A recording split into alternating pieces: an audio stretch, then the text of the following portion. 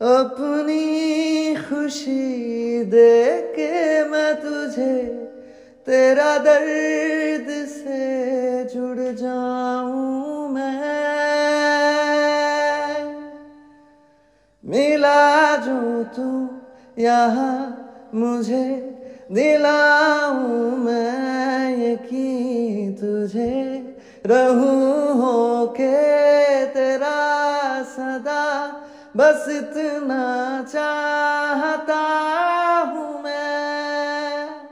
थोड़ी जगह दे दे मुझे तेरे पास कहीं रह जाऊं मैं। खामोशियाँ तेरी सुनूं और दूर कहीं ना जाऊं मैं। हूँ बेसहारा तेरे बिना मैं, तू जो ना हो तो मैं भी नहीं। देखूं तुझे यारा जितनी दफा मैं, तुझ पे है आता मुझको यकीन। सबसे मैं जुदा होके अभी तेरी रूह से जुड़ जाऊं मैं। मिला जो तू यहाँ मुझे दिलाऊं मैं यकीन तुझे रहूं होके तेरा सदा बस इतना चाहता हूँ मैं। थोड़ी जगह दे दे मुझे तेरे पास कहीं रह जाऊं मैं। खामोशियाँ तेरी सुनूं और दूर कहीं ना जाऊं मैं। কি করছো তুষার ভাই? কাঁপা কাঁপা কণ্ঠে বলে উঠল তুষি। আজ তুষির বড় বোনের বিয়ে ছিল, আর সেই বিয়েতেই তুষার এসেছে। তুষি হচ্ছে ওর ফুফাতো বোন। ছোটবেলা থেকেই তুষারের দাদু ওদের দুজনের বিয়ে ঠিক করে রেখেছে। যদিও তুষি একদম সহ্য করতে পারে না তুষারকে। কিভাবে তুষিকে চালানো যায়, মার দেওয়া যায়, সব দুষ্টুমি ওর মাথায় ঘুরতে থাকে। তুষিরও ইচ্ছে করে তুষারকে চিবিয়ে খেতে। এই তো আজও তারা বসে নেই। তুষার যখন দেখলো তুষি বা শাড়ি পরে নিচে যাচ্ছে, অমনি সে মাথা ঘুরে পড়ে যাওয়ার উপক্রম। তাই তো কেউ যাতে এরকম জ্ঞান হারাতে না পারে এর জন্যে তুষার বলল, তুষি আবার রুমে আয় তো, একটু দরকার, এক্ষুনি আসবি, আর যেন না ডাকতে হয়। তুষিও বাধ্য মেয়ের মতো রুমে প্রবেশ করলো। যেমনি রুমে প্রবেশ করেছে অমনি তুষার ওকে দেওয়ালের সাথে শক্ত করে চেপে ধরে দাঁতে দাঁত চেপে জিজ্ঞেস করলো, তুই যে সুন্দরী এটা সবাইকে দেখাতে চাস? বল, এক্ষুনি বলবি বেয়াদব। বেশি বার বেড়েছিস তাই না? তুষি ব্যথায় কোকিয়ে উঠল আর ভয়ে ভয়ে বলল, আমি ব্যথা পাচ্ছি তুষার ভাই। ভাবি তো, ব্যথা দেওয়ার জন্যই তো ধরেছি, এমনি এমনি তো ধরিনি বেয়াদব। বলতে বলতে তুষির পেটে আলতো করে টাচ করে শাড়িটা ঠিক করে নিল। এদিকে তুষির হৃদস্পন্দন থমকে গেছে। সেদিকে কি তুষারের খেয়াল আছে? তুষির অবস্থা বেহাল, চোখ দুটো খিচিয়ে বন্ধ করে নিল। নিঃশ্বাস বন্ধ হয়ে যাওয়ার উপক্রম।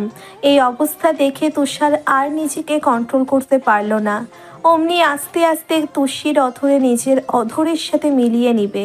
ঠিক তখনই তুষি চোখ খুলে জোরে শ্বাস নিবে, তার আগেই তুষারকে এত নিকটে দেখে ভয়ে ভয়ে বলে, কি করছো তুষার ভাই? তুষির কথায় তুষারের হুঁশ ফিরে আসে, বোঝার চেষ্টা করে কি হচ্ছিল। যখন মনে পড়ে এক মুহূর্ত দেখি না করে বিদ্যুৎ গতিতে তুষির দিকে না তাকিয়ে রুম থেকে বেরিয়ে যায়। তুষি তখনও ভাবনায় মত্ত, কি হচ্ছিল তার সাথে। যখনই তুষার ভাই তার অতি নিকটে চলে আসে তখন আর তুষির সাহসে কুলায় না। অথচ দূরে থাকলেই তুষি মনে করে তার 14 গোষ্ঠী উদ্ধার করে ফেলতে পারবে। কিভাবে তুষারের শার্ট লুফে নেওয়া যায়, কিভাবে বাথরুমে গেলে লাইট অফ রেখে পালিয়ে যাওয়া যায়, সব তার মাথায় ঘুরতে থাকে, অথচ কাছে আসলেই বুকের ভেতর তোলপাড় শুরু হয়ে যায়। তুষারও কম কিসে, ঝগড়াঝাটি চুলোচুলিতেই দিন পার করে। তোষিকে যে বড্ড বেশি ভালো লাগে, তার সংস্পর্শে থাকলে খারাপ লাগা জিনিসটা যে মাথাতেই আসে না। সে যাই হোক, তুষার বাইরে গিয়ে দেখলো বরযাত্রী চলে এসেছে। এবার হাঁপ ছেড়ে বাঁচল। এই একটি মাত্র মেয়ের কাছে গেলেই তার দিক বেদিক ভুলে যাওয়ার ক্ষমতা রাখে, সবকিছু উল্টো পাল্টা হয়ে যায়। তোষির মা আমিনা বেগমের আজ অনেক তাড়া, 1 মিনিটও বসার জো নেই। সে তুষারকে ডাকতে তার ঘরের দিকেই যাচ্ছিল, তখন তুষিকে দেখে আমিনা বেগম বলল, কিরে তুষি, তুই এখনো গেটের কাছে যাসনি? বলি তোর কি জ্ঞান আর কবে হবে রে? এখনো ঘরে পায়চারি করছিস? আশ্চর্য, সব কি আমাকে বলে বলে করাতে হবে? তুষি তড়ি ঘড়ি করে দৌড়তে দৌড়তে বলল, আম্মু আমার খেয়াল ছিল না সত্যি। হায় হায়, সবাই দেখে আমাকে রেখেই চলে গেছে। আমিনা বেগম বলল, আস্তে জামা পরে যাবি তো। উফ, এই মেয়েকে নিয়ে আমি আর পারি না। বাবা তুষার, কোথায় তুই? তোর ফুপা যে তোকে ডাকছে। তুষার! খুঁজতে খুঁজতে তুষারের ঘরে চলে গেলেন তিনি। যখন দেখলো ঘরে কেউ নেই, তিনি আবার চলে গেলেন তার স্বামী আতিকুর রহমানের কাছে। এই মানুষটা ভীষণ রাগী আর গম্ভীর, এখন খবরটা না দিলে আবার চেঁচামেচি শুরু করে দিবে। তুষি গেটে এসে দেখলো তার চাচাতো বোন জান্নাত আর রিমি বরপক্ষের সাথে ঝগড়া বাঁধিয়ে দিয়েছে। কিছুতেই ওরা 15,000 টাকা না দিলে আসতে দিবে না। একবার যখন বলেছে দিবে না মানে যত কিছুই হোক আজ তারা এখান থেকে এক পা সরবে না। এদিকে তুষিকে দেখে রিমি বলল, তুষি, এই তুষি, কোথায় ছিলে তুই এতক্ষণ? উফ, দেখ না, দুলাভাইদের দেওয়ার কথা ছিল 15,000 টাকা, এখন বলছে নাকি 7,000। এটা মানা যায় না। আমাদের আপুকে আজ কোনোভাবেই নিয়ে যেতে দেব না। আপুকে নিতে হলে শালীদেরকে খুশি করি, তারপর যেতে হবে, ব্যাস। তুষি ওর অতগুলো কথা শুনে তাড়াহুড়ো করে বলল, হ্যাঁ হ্যাঁ, অবশ্যই দুলাভাই, 15 ছাড়া কোনো কথা হবে না। এই, আপনার কি একটা শালি যে এত কিপটামি করছেন?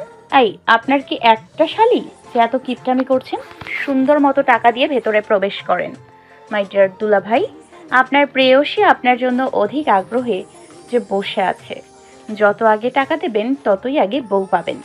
তুষির চোখ মারা দেখে এতক্ষণ যে নীরব সদস্য হয়ে বসেছিল তুষির দুলাভাই রামিমের বেস্ট ফ্রেন্ড মাহিম, সে দুষ্টমির ছলে বলল, শুধু 15 কেন বিয়ান সাহেব, আপনি চাইলে পুরোটাই নিয়ে যেতে পারেন, আমি কিছু মাইন্ড করব না। আমি লজ্জার কিছু বলিনি। কি সুন্দরী বিয়ান। সবাই এক দফা হেসে উঠল। তুষি ফুঁসে উঠল, বাজে কথা বলছেন, আবার বলছেন লজ্জার কথা না। যাদ্য পুরুষ মানুষ, আজ দেখবেন এই তুষি কি। এভাবে তর্কাতর্কি করে শেষমেশ 12,000 দিয়ে সবাই প্রবেশ করলো। কি ভেবেছেন তুষার কোথায়? সে এতক্ষণ গেটের কিনারে দাঁড়িয়ে দাঁড়িয়ে তুষির সব কাহিনী পর্যবেক্ষণ করলো। এতক্ষণ তুষিকে দেখে যে ছেলেরা ড্যাব ড্যাব করে তাকিয়েছিল, তুষারের ইচ্ছে করছিল সবগুলোকে জাস্ট মেরে পুঁতে ফেলতে, তাহলে শান্তি পেত সে।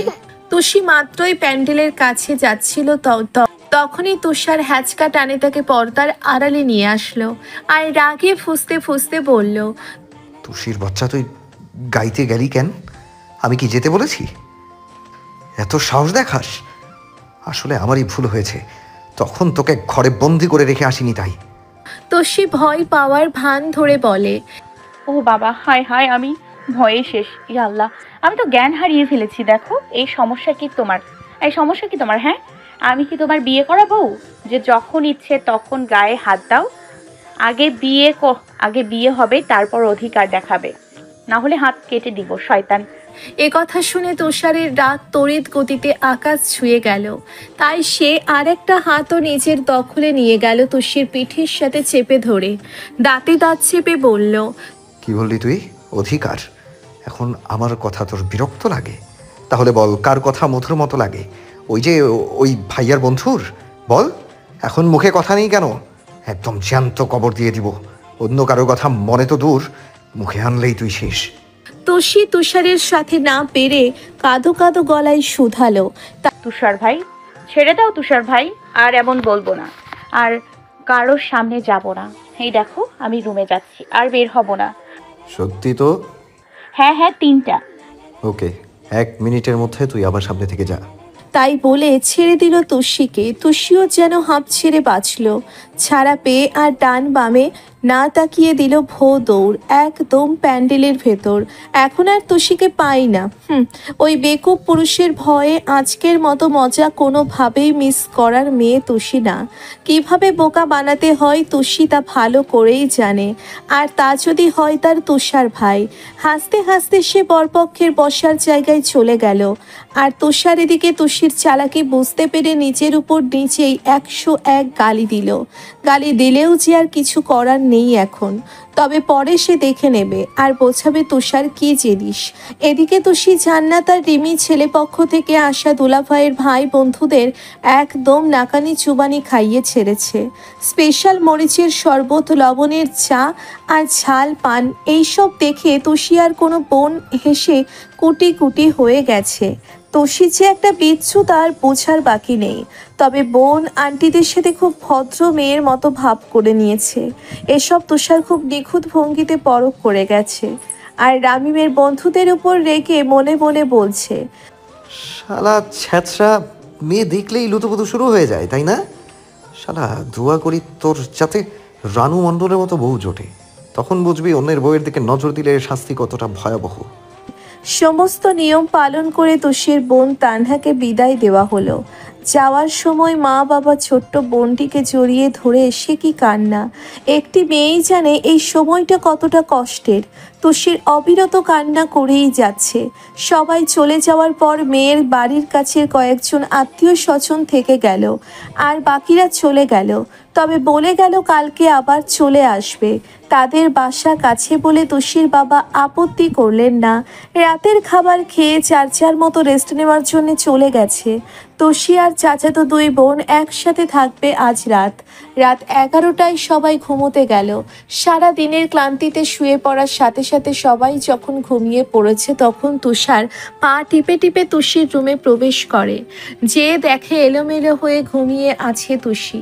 কান্নার কারণে চোখ দুটো ফুলে আছে, চুলগুলো এলোমেলো। এরকম দেখে তুষার যেমনটা শাস্তির কথা ভেবে এসেছিল সব ওলট পালট হয়ে গেছে।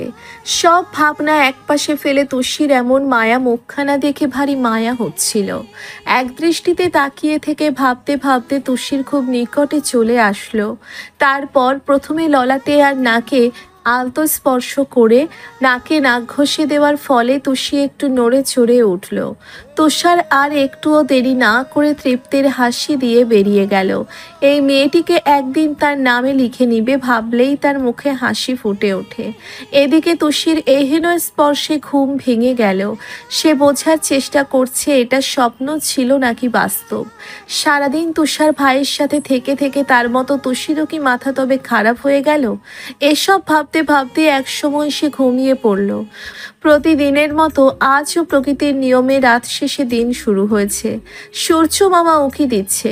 চারিপাশে পাখির কিচির মিচির শব্দে সবাইকে জানান দিচ্ছে সকাল হয়েছে। তেমনি তুষিদের বাড়ির বড়রা সবাই উঠে পড়েছে, সাথে বাচ্চারা তো আছেই। সকাল তখন 6টা। সকালের নাস্তা তৈরি করছেন আমিনা বেগম, তুষির চাচি নাজমা বেগম আর তুষারের আম্মা নূরজাহান। পুরুষ মানুষগুলো উঠানে চেয়ারে বসে চা পান করছে আর খোশ গল্পে মত্ত। আজ যে তাদের ছেলের বাড়িতে যাওয়ার কথা, মেয়েকে নিয়ে আসবে আজ। যে মেয়ে মা বাবা ছাড়া কোথাও থাকেনি সে আজ অন্য বাড়ির মেহমান। প্রকৃতির নিয়ম যে এটাই, সবাইকে মানতেই হবে। মহিলারা নাস্তায় রুটি সবজি আর আলু ভাজি করছেন। এদিকে বিয়ে বাড়ি হওয়াও সকালে উঠে পড়লেও গুটি কয়েক মানুষ তখনও ঘুমে। তাদের কাছে বিয়ে বাড়ি তাতে কি, আগে ঘুমটা জরুরি। সময়টা এখন অক্টোবর হওয়ায় বাইরে ভীষণ বাতাস বইছে। সিলিং ফ্যানের বাতাস গায়ে কাটার মতো বিঁধছে। তুষি শরীরে ঠান্ডা অনুভব করার ফলে গায়ের কাঁথাটা ভালো করে শরীরে জড়িয়ে নিল। আবার ঘুমে তলিয়ে গেল। তুষি আর জান্নাত অনেক ঘুম কাতুরে। তাদের কানের কাছে মাইক আনলেও ওঠার নাম নেই। সব কিছু একপাশে আর তাদের ঘুম অন্য পাশে। ঘুম আগে, তারপর যত কিছু। রিমি উঠে পড়তে বসেছে। সে যতটুকু সময় পাচ্ছে পড়ছে, কারণ সামনে তার টেস্ট পরীক্ষা। রিমি আর তুষি একই ক্লাসে পড়ে। দুজনেই এবার ক্লাস 10-এ সায়েন্স গ্রুপ নিয়েছে। তাই তো রিমি মন দিয়ে পড়ছে। মেয়েটা ভীষণ পড়াকু, যেমন তিরিং বিরিং করে তেমনভাবে পড়াশোনাতেও সিরিয়াস। আর তুষি, সে তো বিচ্ছু আর পড়াশোনায় টেনে টেনে পাস। এই তো তার পড়ার নমুনা। টিউশনের কথা বলে বাসা থেকে টাকা নিয়ে ফ্রেন্ডদের সাথে রেস্টুরেন্টে খেতে যায়। একবার তো ধরা খেয়ে বসলো তুষারের কাছে। এরপর থেকে গুনে গুনে টাকা দেন আতিকুর রহমান। তারপর থেকেই তুষার ওর জন্মের শত্রু। আতিকুর রহমানও চিন্তিত, মেয়েটা নাকি এখনই এমন হয়ে যাচ্ছে। কি হবে মেয়েকে নিয়ে? এসব বলে বলে মাথা চাপড়ানো ছাড়া আর কিছু করার যে নেই। প্রচণ্ড ভালোবাসেন দুটি মেয়েকে, তাই তো কিছু বলতেও পারে না। জান্নাত এবার ইন্টার সেকেন্ড ইয়ারে সায়েন্স নিয়ে পড়ছে, বাসার পাশেই কলেজটা। আর তানহা এবার অনার্স থার্ড ইয়ারে ইংলিশ ডিপার্টমেন্টে পড়ছে। রামিমের সাথে 4 বছর চুটিয়ে প্রেম করে বিয়ে করে নিল। প্রথমে তো রামিমের চাকরি ছিল না বলে আতিকুর রহমান রাজিই হলো না। যে ছেলের চাকরি নেই সে ছেলে কিভাবে তার মেয়ের দায়িত্ব নেবে? সে প্রতিবার বিসিএস পরীক্ষায় টিকতে পারছিল না, কোনোভাবেই হচ্ছিল না। তাই তো এবার একথা শুনে রামিম নাওয়া খাওয়া বাদ দিয়ে বিসিএস পরীক্ষাটা দিল। আর আল্লাহর রহমতে টিকে গেল, ভালো স্যালারির একটা চাকরি পেল। অবশেষে বিয়ে করতে পারলো তার প্রেয়সীকে। তুষার ঢাকা ভার্সিটিতে পড়ছে অনার্স সেকেন্ড ইয়ারে। যার জন্যে তেমন একটা বাসায় আসা হয় না। হলে থেকে tuition class, notes, assignment, exam এগুলো করতে করতেই জীবন শেষ। প্যারাময় লাইফ। মাঝে মাঝে ওর ইচ্ছে করে সব কিছু ছেড়ে ছুড়ে দূরে কোথাও চলে যেতে, তবে তা তো হবার নয়। তাই আপাতত সকল ইচ্ছে বাদ দিয়ে পড়ায় মনোযোগ দিয়েছে। তুষিকে বিয়ে করার কথা ওঠার সময় আগেই তুষির বাবা বলে দিয়েছিলেন, তুষার ভালো ছেলে তা সন্দেহ নেই, তবে চাকরি না হলে আমি আমার ছোট মেয়েকে তার হাতে তুলে দেব না, সে তুষার হোক বা অন্য কেউ। এটা মাথায় রেখো তুষার, তখন আমি তোমার দাদুর কথাও ভুলে যাব। তাই মন দিয়ে পড়ো। এ কথা শুনে তুষার না পারে তুষির বাবার মাথাটা একদম ফাটিয়ে ফেলতে। আসছে শর্ত দিতে। শালা ভিলেন শ্বশুর, মেয়েটাও একদম বাবার মতো হয়েছে। রাজাকারের বংশধর সব। তাই তো তুষার যখন একটু ভালোভাবে বলে, তুষু, হবে না? তোকে দেখে বড্ড প্রেম প্রেম পাচ্ছে। তাই না, একটু টুকুস করে চুমু খেয়ে যা, আমি কিন্তু মাইন্ড করব না। তুষি দাঁত কেলিয়ে হেসে বলে, বাবার শর্ত মনে নেই? ওকে মনে করে দিচ্ছি। আগে চাকরি, পরে ভালোবাসা। তুষার তখন গালি দেয়, ফাজিল বউ, ফাজিল শ্বশুর, শুধু আবার ফুপিটা ভালো। কেন যে এত ভালো মানুষটা ওই রাগী রাজাকারের পাল্লায় পড়লো বুঝি না। আমারও মনে হয় তেমনই পোড়া কপাল হবে। তুষি তখন রাগে গজগজ করতে করতে চলে যায়। তুষার হু হু করে হাসতে থাকে। সকালের নাস্তা তৈরি করে আমিনা বেগম জান্নাত আর তুষিকে ডাকতে গেল। এত ডাকাডাকির পরও ওঠাতে পারল না। শেষে পায়ের তালুতে চিমটি দিলেন, আর তখনই তুষি ধরপড়িয়ে উঠে পড়ল। এরপর তুষার আর বাকি কয়েক ছেলে মেয়েকে ডেকে ফ্রেশ হওয়ার তাড়া দিয়ে উনি চলে গেলেন খাবার টেবিলের কাছে। তুষার এক হাতে ব্রাশ আর অন্য হাতে ফোন নিয়ে কলপারে চলে আসলো। তখন দেখলো জান্নাত হাত মুখ ধুয়ে চলে যাচ্ছে। তার যে অনেক অনেক খিদে পেয়েছে, তাই ছুটলো খাবার টেবিলের কাছে। তো সে ঘুমে ঢুলুঢুলু হয়ে কলপাড়ের কাছে আসছে। তুষার আর চোখে তাকে পরখ করছে। পরনে তার কালো থ্রিপিস, কোমর পর্যন্ত চুলগুলো এলোমেলো, চোখ দুটো ফুলে ফেপে আছে। বিরক্তিকর চাহনি নিয়ে এই দিকেই আসছে। গোলাপির ন্যায় রক্ত জবা ঠোঁট দুটির কাছে তুষারের চোখ যেতেই কালকের রাতের কথা মনে পড়ে গেল। এখন আবার তুষিকে এই অবস্থা দেখে তুষার যেন নিজের প্রতি কন্ট্রোল হারিয়ে ফেলবে। যদি কালকে রাতের কথা তুষি ঘুণাক্ষরেও টের পায়, তাহলে তুষার শেষ। সরাসরি সামনে এসে বলবে, নির্লজ্জ চরিত্র, অসভ্য পুরুষ মানুষ, দূর হও আমার সামনে থেকে। যদিও তুষু চুন্নির বোঝার কথা না, ঘুমালে তো তার আবার হুঁশই থাকে না। সেখানে এসব বোঝা ওর জন্যে অনেক দূরের কথা, শুধু চাপাবাজি করতেই পারে, আর কোনো কাজেরই না। সবার বুদ্ধি থাকে মাথায়, আর ওর বুদ্ধি এখনো হাঁটুতেই পড়ে আছে। এসব ভেবে ভেবে তুষার বহু কষ্টে নিজেকে সামলিয়ে তুষার ডোন্ট কেয়ার ভাব নিয়ে অন্যদিকে ঘুরে গেল। ভাবটা এমন যেন তুষি যে সামনে আছে সে জানেই না। এদিকে তুষি কলপারে এসে তুষারকে দেখে থমকে গেল। সাদা T shirt, off white 3/4 pant, চুলগুলো চোখের সামনে এলোমেলো হয়ে খেলা করছে, গালে খোঁচা খোঁচা দাড়ি। উফ, জাস্ট ফিদা। তুষিকে এভাবে দেখতে দেখলে এখন যে কেউ এক বাক্যে বলে দিতে পারবে সে তার চোখ দিয়ে তুষারকে গিলে খাচ্ছে। তুষার হুট করে ভ্রু দুটি নাচিয়ে বলল, এই এই টুসুর বাচ্চা, এভাবে তাকিয়ে আছিস কেন? হ্যাঁ, আমার মতো ভোলাভালা ছেলেকে তুই এভাবে কুনজর দিচ্ছিস? ভাই, তোর শরম না থাকতে পারে, আমার তো আছে। হায় আল্লাহ, মনে তো হচ্ছে তুই আমাকে তোর ওই ঝলসে যাওয়া চোখ দুটো দিয়ে গিলে টুক করে খেয়ে ফেলছিস। এই যা যা বদমহিলা, চোখের সামনে থেকে যা, আমার লজ্জা করছে। তুষি থমকে গেল তুষারের কথায়। যখনও বুঝে গেল তাকে ফাউল কথা বলছে, তখন সে আগের ক্রাশ খাওয়া ভুলে গিয়ে বলল, কে ভোলা ভালা? সিরিয়াসলি তুমি? আর আমি তোমাকে বদনজর দিচ্ছি? তোমার মতো বন মানুষকে শুধু আমি কেন, জঙ্গলের ভূতও নজর দিতে ভুলে যাবে। যত সব ফাউল লোক। আসছে আমার রাজকুমার, খবিশ বন মানুষ। তোর জামাই জঙ্গলের ভূত আর বড়সড় বন মানুষ। তুষি তখন ভাবলো কথা বললেই কথা বাড়বে, খিদে পেয়েছে তাই মাথা কাজ করবে না, আগে খেয়ে নিই তারপর দেখে নিব। তাই সে কলপার থেকে ব্রাশটা নিয়ে নিল। তুষি কিছু বলছে না বলে তুষার আবার বলল, শুনলাম স্কুলে যাওয়ার সময় নাকি রাস্তাঘাটে ছেলেদের দিকে কুনজর দিস, আবার ক্লাসে মন না দিয়ে স্যারদের দিকে তাকিয়ে থাকিস, কলেজের গেটে উকি দিয়ে সিনিয়র ভাইদের দিকে ড্যাব ড্যাব করে তাকিয়ে থাকিস। তাহলে এইসব করিস, তাই না?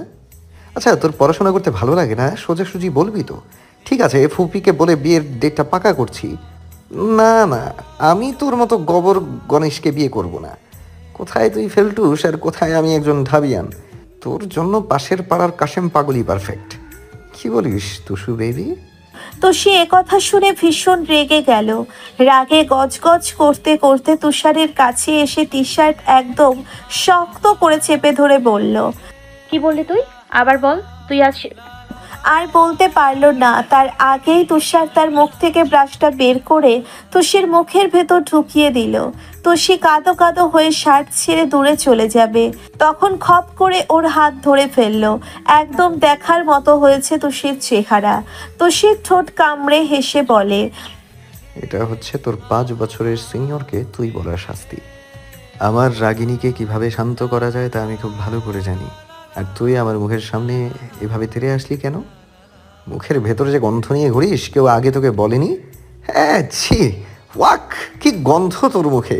যা যা, দূরে যা, কি দুর্গন্ধ। এই বলে তুষার এক ঝটকায় তুষিকে ছেড়ে দিল।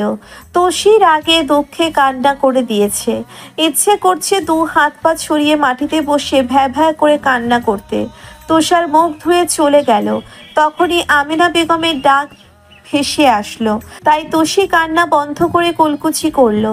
তারপর ব্রাশ করে খেতে গেল। এর প্রতিশোধ তো অন্যভাবে সে নিবেই। সকাল সকাল এভাবে বেয়াদবি কোনোভাবেই সে মেনে নিবে না। খাওয়ার সময় তুষার কয়েকবার মুখ ভেঙচি দিলেও তুষি ছিল চুপচাপ। চুপ করেই ভাবতে হবে কি করা যায়। ইচ্ছে করছে তুষারের বাচ্চার চুল ছিঁড়ে ফেলতে। খাওয়ার পাট চুকিয়ে তুষির মা সকলকে বলল রোস্ট নিয়ে তারপর মেয়েরা যাতে তাড়াতাড়ি পার্লারে চলে যায়, না হলে দেরি হয়ে যাবে ছেলের বাসায় যেতে যেতে। তাই সকলে কাজ সব গুছিয়ে গল্প শুরু করলো, আর ছেলে মেয়েরা রুমে বসে কে কিভাবে সাজবে সেই আলাপে ব্যস্ত। তুষি চুপচাপ সবার কথা শুনছে, তার ভালো লাগছে না মোটেও। তুষার যখন দেখলো তুষি চুপচাপ, তখন ভাবলো বেশি করে ফেলেছে হয়তো। এই রাগ করে বুম হয়ে আছে, যখন তখন ফেটে যেতে পারে। সত্যি সত্যি রাগ করেছে নাকি জানতেই তুষার রিমিকে বলল, তুষিকে 1 কাপ চা দিয়ে যেতে বলতো, এক্ষুনি লাগবে আমার, তাড়াতাড়ি আসতে বলিস। কেন ভাইয়া? কাকিয়া চা করে দিলে সমস্যা কি? হুম, আচ্ছা আচ্ছা ভাইয়া, যাচ্ছি। এমনি দিল এক দৌড়, রুমে এসে তুষিকে বলল, তুষি, তোর তুষার ভাই চা নিয়ে যেতে বলেছে। এক্ষুনি মানে এক্ষুনি, দেরি যাতে না হয়। চা উঠ। আমি পারবো না। আমাকে কি কাজের বুয়া পেয়েছে যে যা হুকুম করবে তাই শুনতে হবে? আশ্চর্য। এই বলে বসেই থাকলো। রিমি তুষারের কাছে গিয়ে বলল, তুষি বলেছে আসতে পারবে না, সে কারো কাজের বুয়া নয়।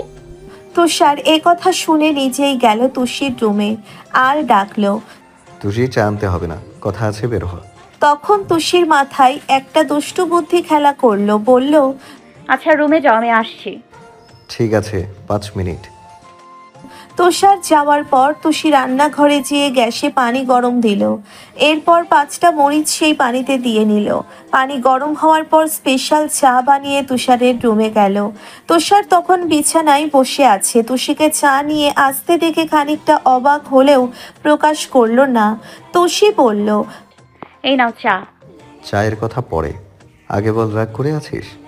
আরে না, এসব ছোটখাটো জিনিস নিয়ে তুষি রাগ করে না। ও আচ্ছা, ভুলেই গেছিলাম। চা ঠান্ডা হয়ে যাবে, খেয়ে নাও, অনেক কষ্টে বানিয়েছি। তুষার চা হাতে নিয়ে একটু করে চুমুক দিল। তখনই ওর ঠোঁট ঝালে পুড়ে গেল। হুট করে তুষির দিকে তাকিয়ে দেখলো তুষি ঠোঁট টিপে হাসছে। দেখে মনে হচ্ছে বিশ্ব জয়ের মতো বড়সড় কাজ করে ফেলেছে। তুষি রুম থেকে বের হতে যাবে তখন তুষার চায়ের কাপ টেবিলে রেখে বড় বড় পা ফেলে তুষিকে ধরে ফেললো। তুষির 2 বাহু শক্ত করে ধরে দেওয়ালের সাথে চেপে ধরলো। দাঁতে দাঁত চেপে বলল, আমার সাথে লাগতে আসিস? ভেবেছিলাম সরি বলবো, কিন্তু না, তুই তো আরেক ধাপ উপরে। তাহলে আমাকেও যে সেভাবেই মানাতে হবে। সুইট হার্ট, তোমার চা হেভি হয়েছে। এত সুন্দর চা তুমি কি টেস্ট করে দেখবে না, বলো? এমনিতেই তুষি হাতের ব্যথায় চোখ খিঁচে নিয়েছে, চোখ দিয়ে পানি পড়ছে। এখন তুষারের মুখে এমন কথা শুনে ভীষণ ভয় লাগছে। কি না কি করে বসে। চা বানানোর আগে তো সে এত কিছু ভেবে বানায়নি। সকালে তার সাথে সে কি করলো তার বেলা। তুষি যখন এসব ভাবনায় মগ্ন তখনই তুষার অতি নিকটে এসে এক হাত দিয়ে তুষির চুলের মাঝে গলিয়ে দিল, আর এক হাত কোমর চেপে ধরেছে। তখন তুষি যেন কয়েক ভোল্টেজের শক খেলো, থমকে গেল, কথা বলার ভাষা ক্ষণিকেই হারিয়ে ফেলল। তুষার সেই সুযোগে তুষির ঠোঁট দুটো নিজের দখলে নিয়ে নিয়েছে। দীর্ঘ সময় ধরে ঠোঁটে ঠোঁট মিলিয়ে রাখলেও তুষারের ছাড়ার নাম নেই। এতক্ষণ তুষি লাফালাফি করলেও একসময় সেও শান্ত হয়ে যায়। দীর্ঘ সময় পর তুষার যখন তুষির ঠোঁটে কামড় দিল তখন তুষি ব্যথায় কুকিয়ে উঠল। তখন তুষির চোখ দিয়ে অবিরত পানি পড়ছে, আর সেই পানি তুষারের মুখে পড়লে তুষিকে আলতো করে দূরে সরিয়ে দেয়। তুষি ছাড়া পেয়ে তখন হেঁচকি তুলে কান্না শুরু করে দিল। জোহরের নামাজ পড়ে সবাই বাসায় আসলো। পুরুষরা আগেই রেডি হয়ে নামাজে চলে গিয়েছিল, আর মহিলাদের বলে গেছেন সবাই যাতে রেডি হয়ে থাকেন। তারা নামাজ পড়ে আসার পরই রওনা হবেন। তুষার বাদে বাকি সবাই বাসায় এসে দেখলো সবাই বসে আছে। মেয়েরাও পার্লার থেকে চলে এসেছে। তুষি এক কোণে আনমনা হয়ে কি যেন ভাবছে। তার সাথে এটা কি হয়ে গেল এখনো সে ভেবে পাচ্ছে না। তুষিকে এভাবে বসে থাকতে দেখে রিমির বাবা আলতাব রহমান ডাক দিলেন। চাচ্চুর ডাকে সে আহ্লাদি হয়ে গেল। চাচ্চুর কাছে গিয়ে একেবারে বাহু চড়িয়ে ধরে বসে থাকলো। আলতাব রহমান কি যেন ভাবলেন। চঞ্চল তুষি এভাবে তো কখনো চুপ হয়ে যায় না। যে মেয়েটা সারা বাড়ি মাথায় করে রাখে বকবক করতে করতে, সবার মাথা খায়, একটু বকুনি দিলেই কান্নায় পুরো বাড়ি তাণ্ডব চালায়, সেই তুষির হঠাৎ কি হলো? তবে কি বোনের জন্য তার মন পড়ছে? তা হতে পারে, কিন্তু আমরা তো এখন চাচ্ছি তাকে আনতে। তাই সে পরম স্নেহে মাথায় হাত বুলিয়ে আদুরে স্বরে জিজ্ঞেস করলো, কি হয়েছে মামনি? কার জন্য মন খারাপ? কার জন্য মন পুড়ছে? বোনটির জন্য কষ্ট হচ্ছে? বলো আমার চাচ্চু। মামনি এত চুপচাপ কেন? এই তো এখনই আমরা যাব তো বড় মামনিকে আনতে। মন খারাপ করে না তুষি। এমন একটি কথাই ছিল তুষিকে ভেঙে দেওয়ার জন্য। এতটা সময় যে কান্না বুকের ভিতর দলা পাকিয়েছিল তার সব এখন বের করে দিল। সে আর পারল না, কারণ তুষি যে সবার আদরের, তাই চাচ্চুকে জড়িয়ে ধরে হাউমাউ করে কেঁদে দিল। ওর এহেন কান্না দেখে বাকি সবাই তাজ্জব বনে গেল। মেয়েটা এই তো এখনই ভালো ছিল, তাহলে আবার কি হলো? তুষারের আম্মা তাড়াতাড়ি করে তুষির কাছে আসলো, জিজ্ঞেস করলো, কি হয়েছে তুষি? না, কোনো উত্তর নেই। আতিকুর রহমান জিজ্ঞেস করলো, সান্ত্বনা দিলেন।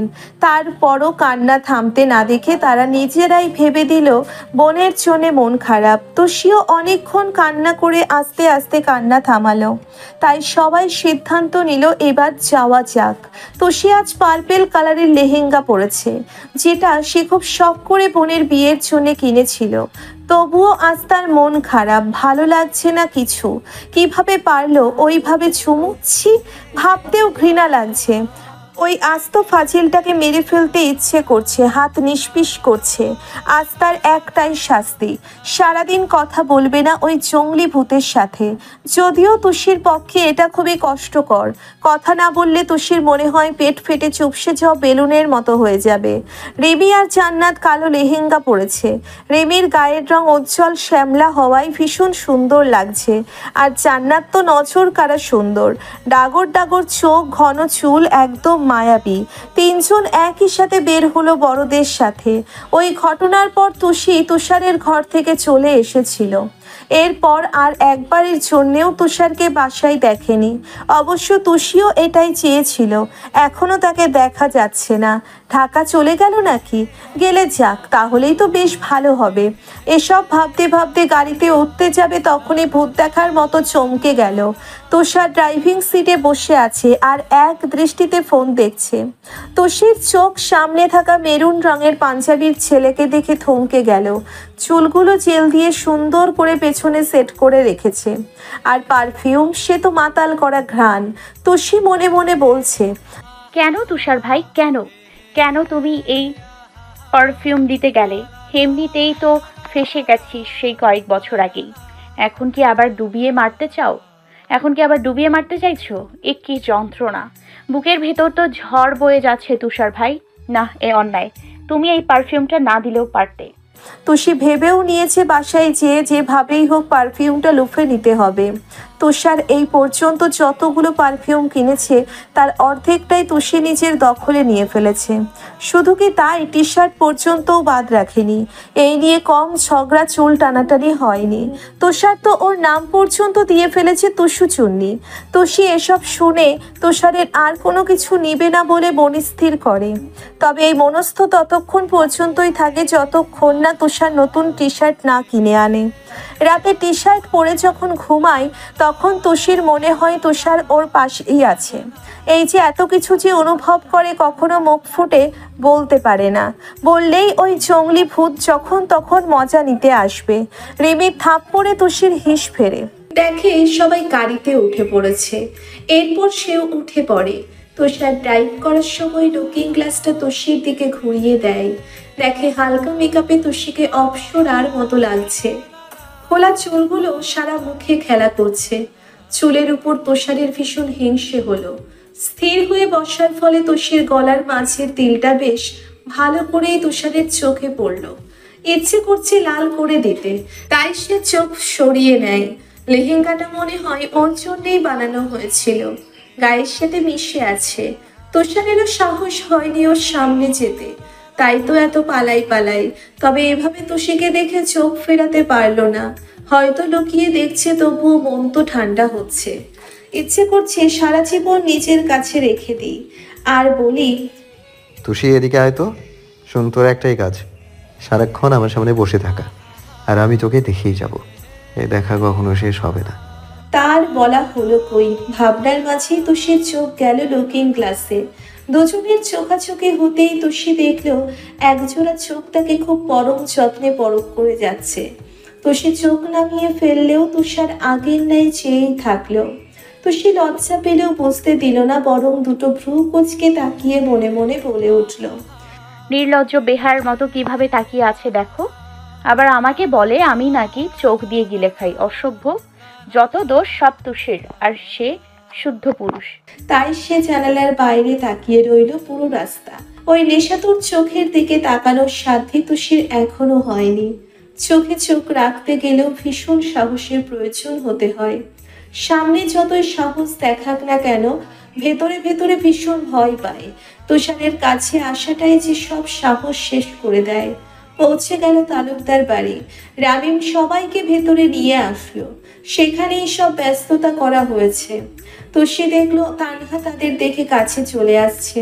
বোনকে পেয়ে সে খুশিতে আত্মহারা। বাবা, চাচু, কাকিয়া, মামা, মামি, তুষার আর বোনগুলোকে পেয়ে সে খুশিতে কান্না করে দিল। আলতাফ রহমান, আতিকুর রহমান, তুষারের বাবা আজাদ হোসেন মাথায় স্নেহের হাত বুলিয়ে দিলেন। তাদেরও যে মন পুড়ছে তাই বোঝালেন। এখন থেকে এটাই তার বাড়ি, এ বাড়িতেই সারা জীবন থাকতে হবে। তাদের আদর পেয়ে তানহা স্বাভাবিক হলো। খাওয়া দাওয়ার জন্য সবাই বসে গেল। সবাই গেলেও তুষি রইল বোনের কাছে। বলল, পরে খাবো আপু, আমার খিদে পায়নি এখনো। তুষার সবাই খেতে বসবে। চারপাশে তাকিয়ে দেখলো তুষি নেই। কোথায় গেল এই মহিলা? তাকে চিন্তায় ফেলে কোনো ছেলের সাথে কথা বলছে না তো? মেজাজ খারাপ হলো। উঠে গেল তুষার। চারিদিকে খুঁজতে খুঁজতে এক রুমে দেখলো কয়েকটা মেয়ের সাথে বেশ হেসে খেলে কথা বলছে। সেখানে তানহার দেবর, ননদ, রামিমের বন্ধুরাও আছে। এসব দেখে তুষারের মেজাজ চটে গেল। খাওয়া বাদে এখানে হাসাহাসি হচ্ছে? বাহ, তবে আমিও দেখি কিভাবে তুই কত হাসতে পারিস। সারা রাস্তা তো একটুও মুখে হাসি দেখলাম না। আমার সাথেই কথা বললে তোর হাসি উধাও হয়ে যায়, তাই না? বিয়ের পর তোর এই দাঁতগুলো আমি একটা একটা করে তুলে ফেলবো, যাতে হাসি হয়ে যায় বিশ্রী। দেখলে তুই নিজেই হাসি ভুলে যাবি। রুমের বাইরে এভাবে তুষারকে দাঁড়িয়ে থাকতে দেখে তানহা ডাক দিল, তুষার, রুমে আয়। বাইরে কি করিস? এদিকে দেখ, সবাই এখানে বসে আছে, তুষিও এখানে। তুষার এহেন কথায় আমতা আমতা করে বলল, হ্যাঁ আপু, তুষিকেই ডাকতে এসেছি। তুষি তার দিকে তাকিয়ে মুখ মুছড়ে দিল। অন্যদিকে তাকিয়ে বলে দিল, আপু আমি এখন কোথাও যেতে পারবো না, ভাইকে বলে দাও। এখন আমি আপুদের সাথে আড্ডা দিব। তুষার ভরকে গেল। মুখ থেকে আনমনেই বের হয়ে আসলো, ভাইয়া। তখন তুষির পাশ থেকে তানহার ননদ হিমু বলল, আপনিও আসুন না, আলাপ করি, পরিচয় হই বেয়াই সাহেব। তুষার ভারী বিরক্ত হলো এমন কথা শুনে। একবার ভাবলো চলে যাবে, আবার মনে পড়লো ছেলেরা আছে এখানে, থেকে গেলে বোঝা যাবে কি কথা হচ্ছে, এত কি নিয়ে কথা। তাই সে থেকে গেল। তাই সে মুখে জোরপূর্বক হাসি টেনে পড়ল। জি। আহির, শুভ, মাহিম, ফাহিম, সামান্তা, হিমু, সূচনা এরা হচ্ছে রামিমের কাজিন। এদের সাথে আড্ডায় ব্যস্ত। সবার সাথে হেসে খেলে কথা বললেও তুষারের দিকে ভুলেও একটি বার তাকাচ্ছে না। আর এতেই তুষার রাগে ফুঁসছে। আহির আর মাহিম কিছুক্ষণ পরপর তুষিকে পরখ করছে। এগুলো সব তুষার খেয়াল করছে। সব শোধ ভালো করেই সে নিয়ে নিবে। তুষিও ইচ্ছে করে তুষারকে জ্বালানোর জন্যে মিষ্টি মিষ্টি কথা বলে তাদের পটিয়ে নিচ্ছে। এদিকে সূচনা তুষারকে বিয়ের দিন দেখেই ক্রাশ খেয়ে বসে আছে। আজ এত কাছে থেকে দেখে সে পারছে না গলা জড়িয়ে বসে থাকতে। এসব তুষারের ভালো লাগছে না। এখান থেকে শুধু একবার বাসায় নিয়ে যাক, সব শোধ দেবে সে। সূচনার এভাবে তাকানোতে মনে মনে বেশ গালিয়ে দিল। নির্লজ্জ বলে, মেয়ে থাকবে লজ্জাবতী, তা না কিভাবে বেহায়ার মতো তাকিয়ে আছে।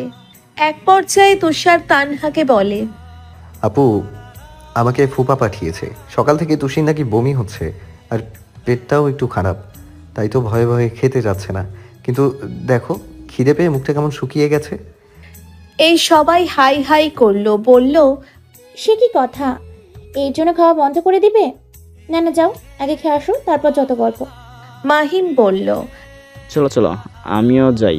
লজ্জা পেয়ে আবার তেমন খেতে পারবো না, মেয়েটা ভীষণ লাজুক।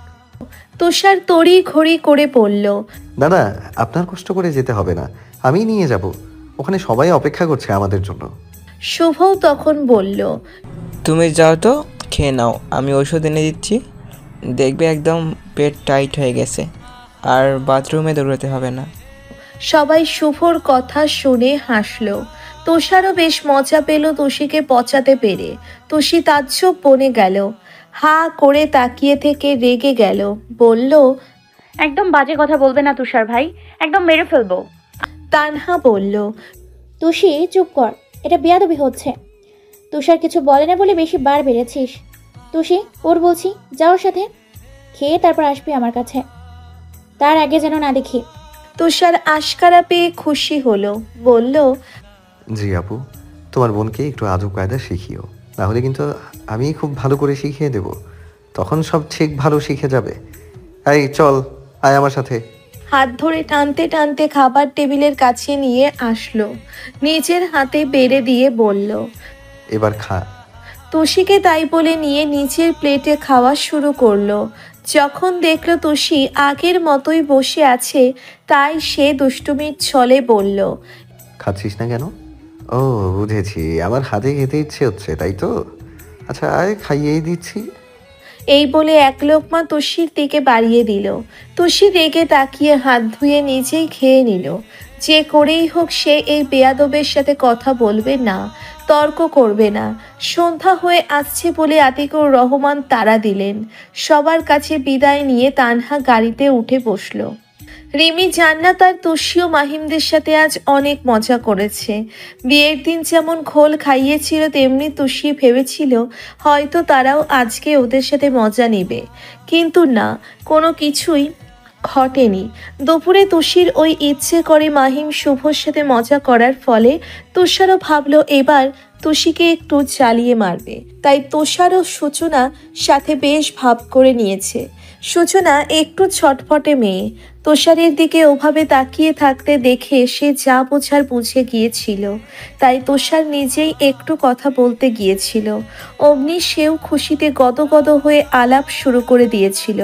এগুলো দেখে তুষি মুখ মুচড়েছে আর মনে মনে তুষারের চুল সব টেনে ছিঁড়তে চেয়েছে।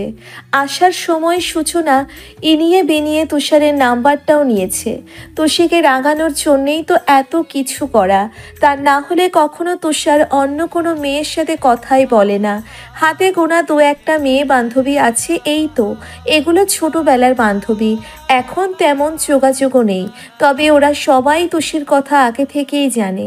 সূচনার সাথে ফ্লার্ট করা সব তুষি দেখেছে, তাই তো তুষিও রেগে ফেলে ফুঁপে আছে। বাসায় পৌঁছতে পৌঁছতে রাত হয়ে গেল। সব নিয়ম কানুন পালন করে তানহা ড্রয়িং রুমে আসলো। সবাই ফ্রেশ হওয়ার জন্যে যার যার রুমে চলে গেল। এভাবে তো আর ভারী জামা কাপড় পরে থাকা যায় না।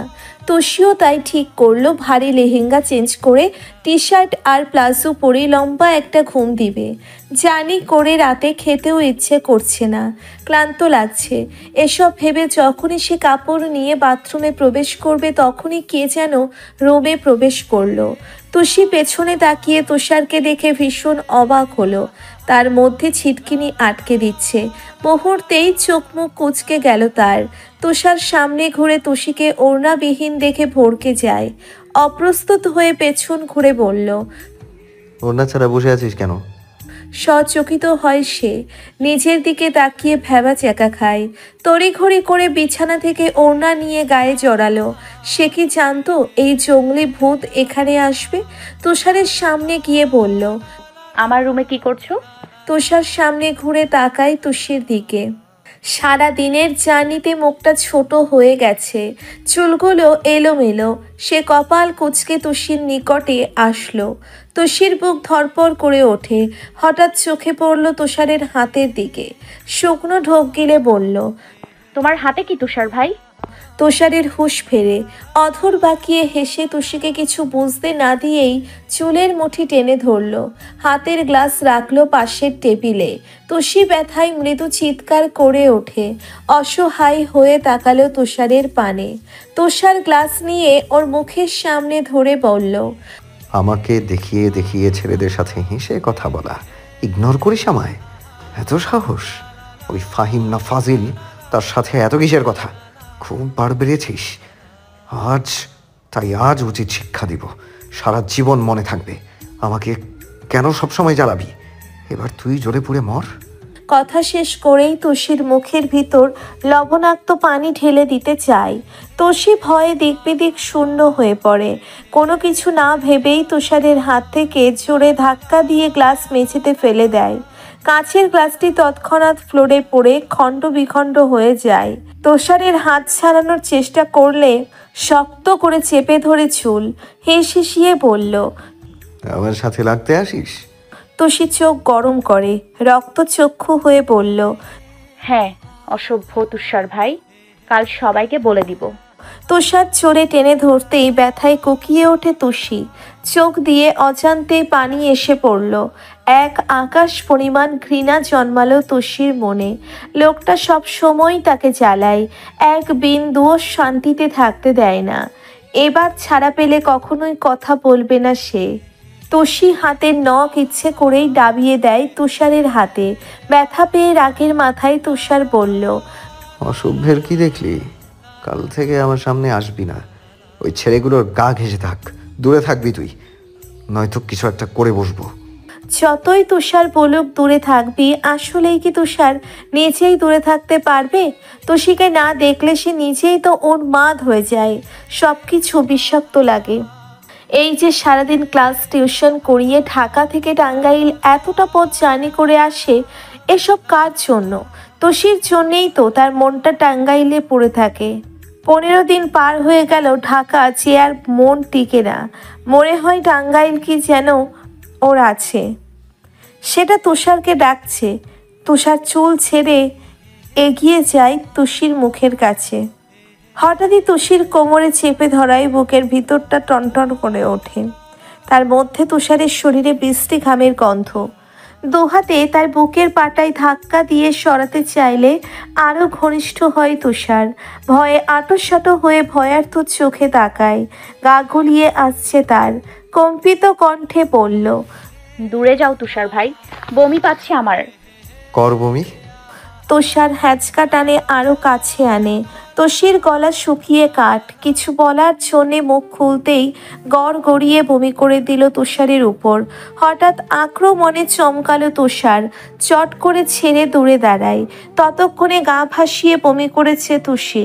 দুপুরের গরমে ঘামে আর তেলের খাবারে বাসায় আসার পর থেকেই গা গুলিয়ে আসছিল তার। তুষার হতবিহ্বল হয়। এক নাগারে বমি করছে তুষি। হঠাৎ গায়ের সব শক্তি নিস্তেজ হয়ে মেঝেতে ধপ করে পড়ে। অস্পষ্ট স্বরে বলল, মরে গেলাম তুষার ভাই। কথা শেষ হতেই আবারও গা ভাসিয়ে বমি করে। ঘৃণায় তুষার চোখ কুচকায়।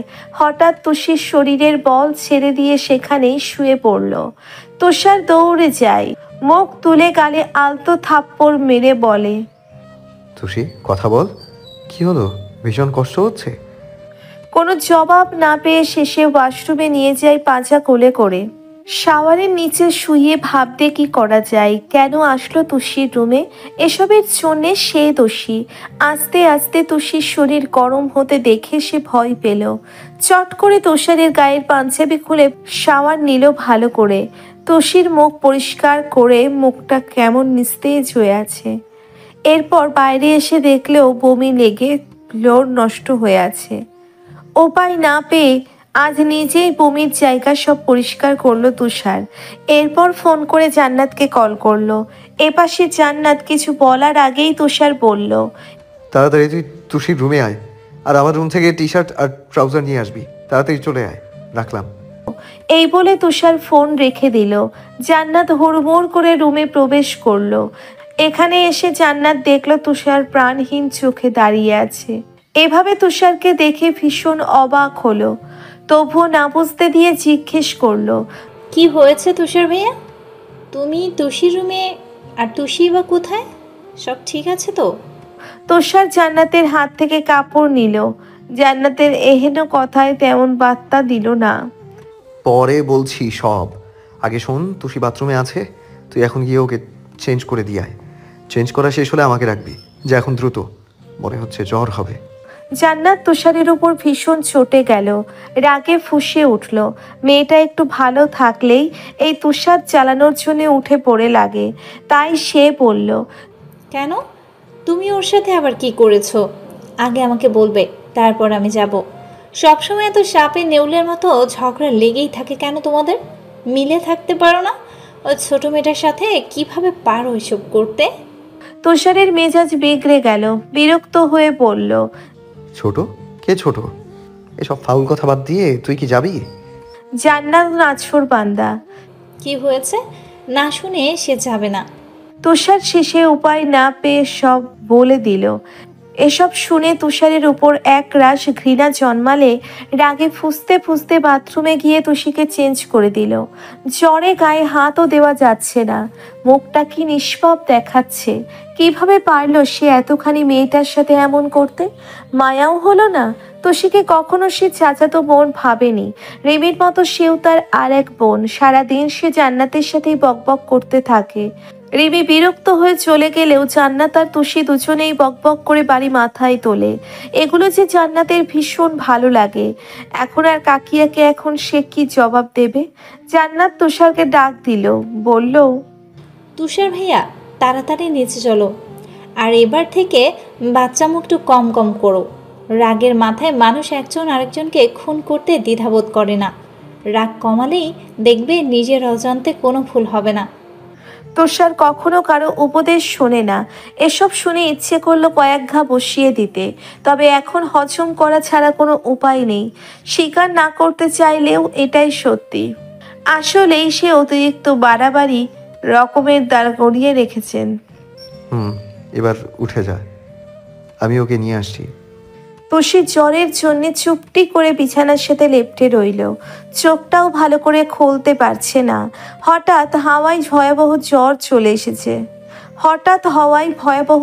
চলে এসেছে। তুষির এই অবস্থা দেখে তুষারের বুকটা মোচড় দিয়ে উঠল। হচ্ছে ভীষণ। কিভাবে যাব তুষির সামনে? ওর চোখ অপরাধী হয়ে গেলেও তুষির পাশে বসে থেকে কপালে জল পট্টি দিল। আলতো করে ললাটে ঠোঁট চেপে ধরল। এভাবে তো আর জ্বর কমবে না। তার মধ্যে পেটে কিছু নেই, তাই সে জান্নাতকে বলল সবাইকে ভালোভাবে বুঝিয়ে তুষির কাছে নিয়ে আসতে। ফুপি যেন হালকা কিছু খাইয়ে ঔষধ দিয়ে দেয়, তবেই জ্বর কিছুটা কমে আসবে। আর এসব কিছু আজাদ হোসেন যেন না জানে, তাহলে যে আজাদ হোসেন তাকে বাড়ি থেকে বের করে দিবে। ওই পুতুলের মতো মেয়েটাকে যে ভীষণ আদর করে, ভীষণ চঞ্চল, আদরে ভাগ্নি তার। তাই জান্নাতকে সব ভালো মতো বুঝিয়ে দিল। জান্নাত জলপট্টি দিতে দিতে বলল সে পড়ানোর রাত বাজে 1টা। জান্নাতের মুখে তুষির জ্বরের কথা শোনার পর থেকে সকলের মুখ থমথমে। সবাই তুষির রুমে মুখ ভার করে বসে আছে। আমিনা বেগম আর নূরজাহান অনেক জোরাজুরি করেও তুষিকে কিছু খাওয়াতে পারেনি। অবশেষে ঔষধ খাইয়ে দিয়েছে। এখনো এক চুল পরিমাণও জ্বর কমার নাম নেই। জ্বর তপ্ত অবস্থায় সারা শরীর প্রচণ্ড গরম আর লাল হয়ে উঠেছে। চেহারাও বেশ রূপ নিয়েছে বিবর্ণ। অল্প সময়ের ব্যবধানে এতটা জ্বর চলে আসবে কেউ তা কোনাক্ষরেও টের পায়নি। মধ্য কথা, যে মেয়ে ঘন্টার পর ঘন্টা বৃষ্টিতে ভিজলেও জ্বর আসার নাম নেই, তার এহেন জ্বরে কিছুতেই শান্তি পাচ্ছেন না আতিকুর রহমান। ছোট মেয়েটি যে তার তোতা পাখি, আর তার মানিক যখন আব্বু বলে ডাকে মনটা জুড়িয়ে যায়। মেয়ে দুটো অসুস্থ হলে তার নিজেরই যে খাওয়া দাওয়া বন্ধ হয়ে যায়। তাই তো আদরের ছোট মেয়েকে এভাবে নিস্তব্ধ হয়ে বিছানায় পড়ে থাকতে দেখে তিনি স্বস্তি পাচ্ছেন না। আমিনা বেগম সবাইকে তাড়া দিলেন ঘুমাতে যাওয়ার জন্যে। এভাবে আর কতক্ষণই বা বসে থাকবে? বসে থাকলেই তো আর জ্বর কমবে না। তিনি সবাইকে খাওয়ার জন্যে ডাকলেন। রাতের খাওয়া ঠিকমতো কারুরই হলো না। আতিকুর রহমানকে অনেক জোর করেও কিছু খাওয়াতে পারল না। তার যে মেয়ের এহেন দশা দেখে বুকটা হাহাকার ও ফটফট করছে। একে একে সবাই চলে গেল নিজেদের রুমে। আমিনা বেগম, রিমি, তানহা আর জান্নাতকে খেয়াল রাখতে বলে তিনি সব কিছু গোছাতে গেলেন। তানহা বোনের মাথায় হাত বুলিয়ে দিল। মলিন মুখটার দিকে তাকাতেই কান্না আসছে তানহার। কত আমাদের বোন নতুন কিছু কিনতে দেখলেই খপ করে নিয়ে নিত তুষি। কোনোভাবেই সে দিবে না, তাতে তানহা কেঁদে লাল হয়ে হোক। এমন কাণ্ড দেখে মাঝে মাঝে তানহা ফিক করে হেসে দিত। এসব ভাবতে ভাবতে তানহা ঠান্ডা রুমাল তুষির গাল চেপে ধরল, মুছিয়ে দিয়ে জান্নাতকে বলল, তুষির খেয়াল রাখিস, আমি সকালে আসবো। এখন রুমে যাই। তো দুলাভাই না জানি একা একা কী করছে, তার কাছে এটা নতুন পরিবেশ। সারাদিন যে বেচারে কী কষ্ট গেল, ক্লান্ত হয়ে ঘুমিয়ে পড়েছে বোধহয়। তানহার কথা শুনে রিমি বলল, হ্যাঁ তাই তো, দুলাভাই একাই রুমে, কি করছে কে জানে। কোথায় ভেবেছিলাম ভাইয়ের সাথে আড্ডা দিয়ে রাত পার করব। ধর, তার কিছুতে হলো না এই তুষির জন্য। কে বলেছিল এই সময় গোসল করতে? জান্নাত দিল এক ধমক, বিরক্ত গলায় বলল, তোকে কেউ কিছু বলতে বলেছে? ঘুমাতে পারিস না? না হলে যা যা না, রুমে গিয়ে পড়তে বস। রিমি বোনের প্রতি নিজেও বিরক্ত, সবসময় ধমকের উপর রাখে, কিন্তু তুষির বেলা খুব মিষ্টি মিষ্টি কথা বের হয় তার মুখ থেকে। মনে হয় তুষিই তার আপন বোন আর রিমি পর। রিমি মুখ ভেঙচি কেটে চলে গেল। এরপর তানহাও বেরিয়ে নিজের রুমের উদ্দেশ্যে বের হলো। আমিনা বেগম আসলেন, থার্মোমিটার দিয়ে জ্বর চেক করে দেখলেন জ্বর কমার নাম নেই। জান্নাত কাকিয়ার উদ্দেশ্যে বলল, কাকিয়া, আমার তো কদিন ঠিক মতো ঘুম হয়নি। তুমি কি থাকবে ওর সাথে? কাউকে তো থাকতে হবে, আবার না জানি রাতে কেমন হয়ে যায়। আমিনা বেগম ভাবলেন, বুঝলেন জান্নাতের ঠিক মতো ঘুম হবে না। মেয়েটার যে ঘুম কাতুরে, ঘুম ভালোভাবে না হলে সারাদিন সবার সাথে খিটখিটে আচরণ করে, মেজাজ চটে থাকে। এদিকে জান্নাতের কাছে মনে হয় ভালো মতো ঘুম না হলে মাথা ব্যথা করে, চোখ দুটো অস্বাভাবিক লাল হয়ে যায়। তাই তুষির মা বলে উঠল, আচ্ছা তুই বরং ঘুমাতে যা, আমি এখানে কিছুক্ষণ আছি। জানিস তো, তোর বড় আব্বু একবার স্ট্রোক করার পর থেকে আমি অন্য কোথাও থাকতে সাহস পাই না। আজ আবার চিন্তা করবে, এই মানুষটার কিছু হলে আমি যে শেষ হয়ে যাব। এই বাড়িটা সেই তো নিজের হাতে সামলে রাখেন, প্রতিটা সন্তানকে বটগাছের মতো ছায়া দেন। রাগ উঠলে হয়তো মাথা ঠিক থাকে না, এই আর কি। মন থেকে যে ভীষণ আদর সকলের জন্য। এসব বলতে বলতে আমিনা বেগমের চোখের কোণে পানি চলে আসলো। আজ থেকে 6 বছর আগে প্রেশারটা বেড়ে যাওয়ায় হুট করে আতিকুর রহমান স্ট্রোক করে গেছে।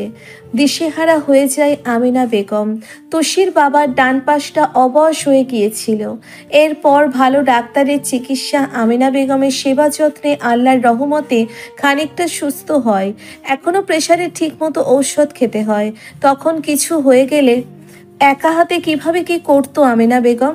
ছোট দুটো মেয়েকে নিয়ে কোথায় যেত? এখন যেভাবেই হোক মানুষটা বেঁচে থাকুক, নিজের ভালো থাকার জায়গা হোক, এতটুকু আমিনা বেগমের চাওয়া। আমিনা বেগম দীর্ঘশ্বাস ফেললেন। সবার অতীত সুন্দর হয় না, সকলেরই কিছু লুকোনো হয়তো লোকচক্ষুর দেখা কষ্ট রয়েছে। জান্নাত তার গম্ভীর বড় আব্বুকে ভীষণ ভয় পায়।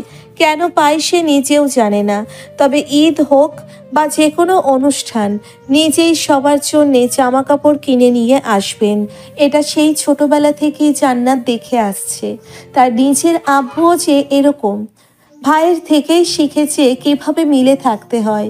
কে বলে ভাইয়ে ভাইয়ে মিল হয় না? অনেক পরিবারই এমন অটুট বন্ধন থাকে। শুধু গুটি কয়েক মানুষই জমি জমা নয়তো ছোটখাটো জিনিস নিয়ে আলাদা হয়ে যায়। জান্নাত নিজের রুমে এসে 4 হাত পা ছড়িয়ে ছিটিয়ে শুয়ে পড়ল। আজ তার নিজের উপর থেকে অনেক ধকল গিয়েছে। ওই বাড়িতে ছেলেগুলো কিভাবে ড্যাব ড্যাব করে তাকিয়েছিল, বিরক্তিকর। ইচ্ছে তো করছিল চোখ দুটো তুলে ফেলতে, তাহলেই বুঝতে পারতো জান্নাতের দিকে তাকানোর কি ফল। আর এই বাসায় এসে যখন ভেবেছিল শান্তিতে ঘুম দিবে, তখনই তো তুষার নিজে বিশ্রী কাজ করলো তো করলোই, জান্নাতকে জড়ালো। অসহ্য ছেলে একটা। এসব ভেবে ভেবেই ঘুমের রাজ্যে চলে গেল।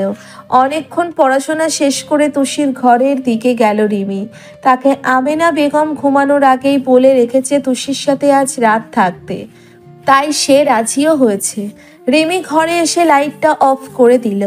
এরপর তুষির গায়ে কাঁথাটা ভালো করে টেনে দিয়ে ওর পাশে শুয়ে পড়ল সে। তুষার ওই দিকে যাওয়ার আর সাহস পায়নি, কিভাবে পারত সবার মলিন মুখের দিকে তাকিয়ে থাকতে। তাই সেই যে রুমে ঘাপটি মেরে বসে আছে আর একবারের জন্যেও বের হয়নি রুম থেকে। নূরজাহান যখন তুষারকে খাওয়ার জন্য ডাকতে এসেছিল, দেখলো পুরো রুম অন্ধকার করে শুয়ে আছে। এই অবস্থা দেখে ভারী অবাক হলো সে। যেখানে তুষির সাথে লেপ্টে থাকে সব সময়, কিভাবে ঝগড়া করা যায়, জ্বালানো যায়, আর এখন নাকি এত কিছু হয়ে যাওয়ার পরেও চুপচাপ রুমে বসে আছে। সে কি শোনেনি, জানে না তুষির ভয়াবহ জ্বরে ভুগছে? নূরজাহান তৎক্ষণাৎ প্রশ্ন করলেন, তুষার, তুই কি জানিস না তুষির ভীষণ জ্বর, জ্বরে গা পুড়ে যাচ্ছে। জানিস মেয়েটাকে এভাবে শান্ত দেখতে একদম ইচ্ছে করছে না। মনে হচ্ছে এই তো এখনই উঠে চেঁচিয়ে উঠবে, হই হই করে সকলকে হাসিয়ে ছাড়বে। তুষারের যে কি অবস্থা, এটা যদি একবার মা বুঝতো তাহলে বলতে পারতো না সে জেনেও কিভাবে বসে আছে। তুষির জ্বরে তার বুকটা হাহাকার করছে, ভেতরের সত্তা বলছে, তুই ভীষণ জঘন্য। এত বড় অপরাধ কিভাবে করতে পারলি তুই? মেয়েটা কি খুব বেশি করেছিল? তুষার বহু কষ্টে নিজেকে সামলিয়ে বলল, ওর জ্বর হলেই আমার কি? আমাকে কি এখন ওর হাত ধরে বসে থাকতে বলছো? সারাদিন পর কি একটু একাও থাকতে দিবে না? চলে এসেছো আবার আমাকে জ্বালাতে। ভালো লাগছে না আমার। যাও তুমি এখান থেকে। আমি জাস্ট একটু রিল্যাক্স থাকতে চাই। তুষারের মা মনে মনে হাসলেন। এই ছেলেটা মাঝে মাঝে ভীষণ ঘাড়তেরামি করে, কোনো কথা সরাসরি স্বীকার করতে চায় না। অথচ তিনি যে মা, একদম ছোট্ট থেকে আজ এত বড় করেছেন, এখনো যদি একটু হলেও বুঝতে না পারে তাহলে সে মা হয় কিভাবে?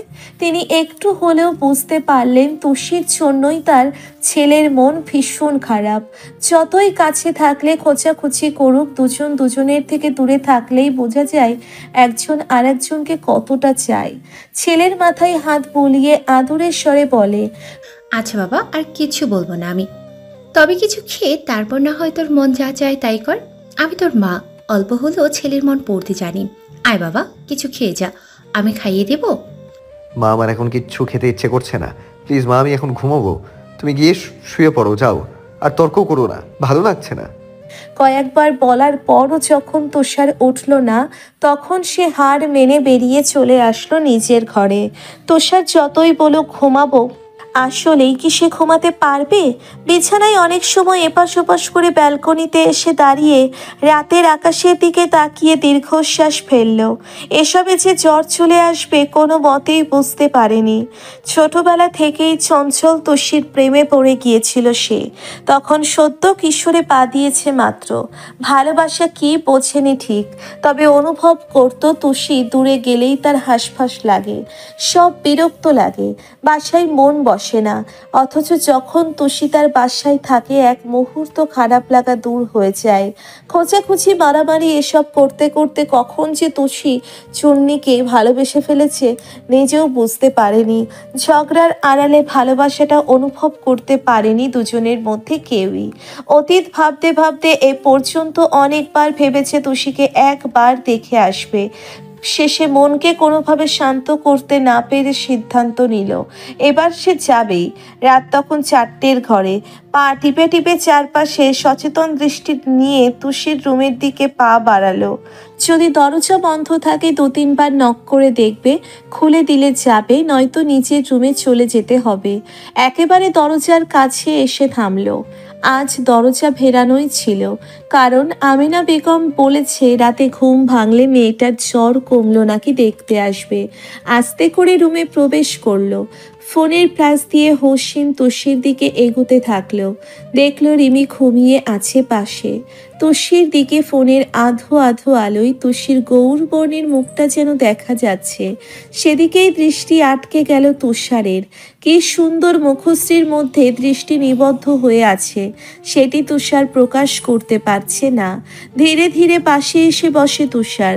ঠোঁট ভেদ করে মৃদু ভঙ্গিতে নিঃশ্বাস ছাড়ছে তুষি। জ্বরের প্রকোপে গাল দুটো লাল হয়েছে ভীষণ। গলা পর্যন্ত কাঁথা দিয়ে ঢেকে রেখেছে। চেহারার গ্লানিটুকু জ্বরের হিংস্রতায় ম্লান হয়ে আছে ওর। ভেজা চুলগুলো বালিশের উপর এলোমেলো হয়ে ছড়িয়ে ছিটিয়ে আছে। চোখ বন্ধ থাকার কারণে ঘন পাপড়িগুলো অদ্ভুতভাবে মায়া জড়িয়ে চুম্বকের মতো যেন তুষারকে টানছিল। দৃষ্টি বিচরণ করছে তুষির ঠোঁট, চোখ, গলার উপর। বেহায়া হয়ে যাচ্ছিল সেই গলার মাঝ বরাবর কালো তিলটার উপর। তুষারের নিঃশ্বাস ঘন হয়ে আসছে, তার সাথে বেহায়া হচ্ছে শরীর মন দুটোই। শুকনো ঢোক গিলল তুষার। কোনো উপায় না পেয়ে ফ্ল্যাশ অফ করে দিল।